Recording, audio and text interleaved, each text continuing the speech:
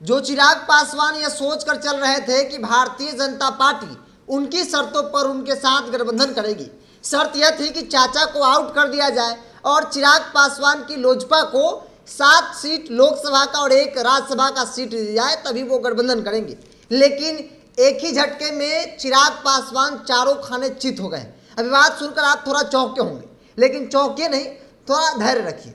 दरअसल 2 दिन पहले दिल्ली में भारतीय जनता पार्टी की जो बिहार की कोर टीम थी, उसके साथ बड़े नेताओं की बैठक हुई और उस बैठक में आगामी चुनाव की रणनीति को लेकर तो चर्चा हुई ही, साथ ही साथ जो बिहार का एनडीए का स्वरूप होगा उसको लेकर चर्चा हुई। और सबसे बड़ी बात कि भारतीय जनता पार्टी कितने सीटों पर चुनाव लड़ेगी, सहयोगी दलों को क्या मिलेगा, यह भी अब स्पष्ट हो चुका है।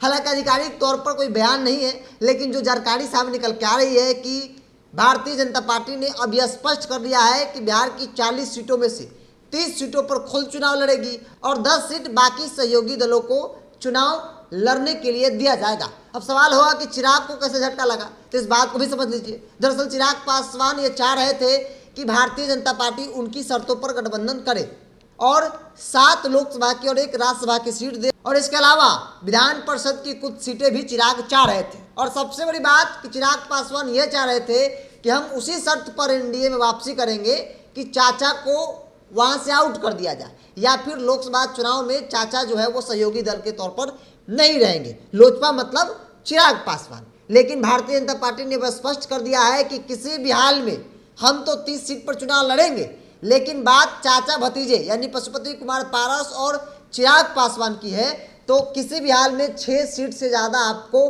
नहीं मिलने वाला है। 6 सीट में चाचा भतीजे दोनों को कॉम्प्रोमाइज करना होगा, संतुष्टि करना होगा।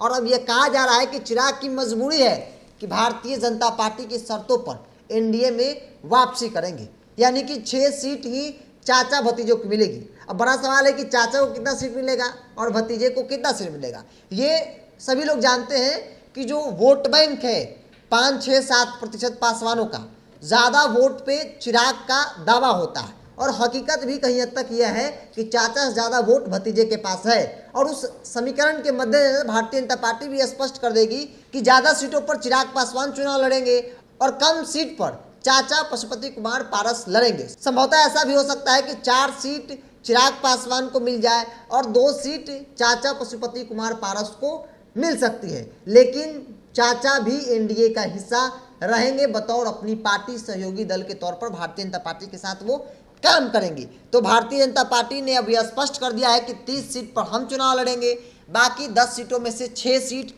चिराग पासवान और उनके चाचा दोनों लोजपा है, दोनों मिलाकर 6 सीटों पर ही संतुष्टि करना होगा। हमने आपको बताया कि मजबूरी है चिराग पासवान की, वो एनडीए के साथ भारतीय जनता पार्टी के साथ ही चुनाव लड़ेंगे, क्योंकि उनके पास कोई विकल्प नहीं है।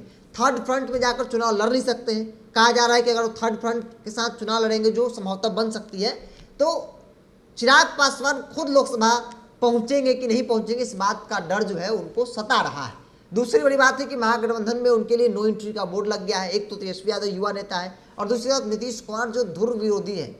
नीतीश कुमार किसी भी हाल में नहीं चाहते हैं कि चिराग पासवान जो है वो आगे बढ़े, क्योंकि जो दर्द है 20 के चुनाव वाला वो आज भी कूड़े देता है नीतीश कुमार को। जब जब वो सोचते होंगे 20 के बारे में तो सबसे पहला नाम चिराग पासवान का ही उनके जहन में आता है। तो इसलिए वो नहीं चाहेंगे कि किसी भी हाल में चिराग महागठबंधन के साथ चुनाव लड़े। एक म्यान में 2 तलवार नहीं रह सकता है। ठीक उसी प्रकार से एक गठबंधन में 2 युवा और 2 भावी मुख्यमंत्री उम्मीदवार जो है वो नहीं रह सकते। तो चाचा और भतीजों को लेकर भारतीय जनता पार्टी ने स्पष्ट कर दिया है दिल्ली की बैठक में, और उस पर चिराग पासवान को भी एग्री करना होगा। बहरहाल इसको इतना ही। अगर आप मेरे वीडियो को यूट्यूब पर देख रहे हैं तो यूट्यूब चैनल को सब्सक्राइब कर ले, फेसबुक पर देख रहे हैं तो फेसबुक पेज को लाइक कर ले, ताकि हर छोटी बड़ी अपडेट हम आप तक पहुँचाते रहें।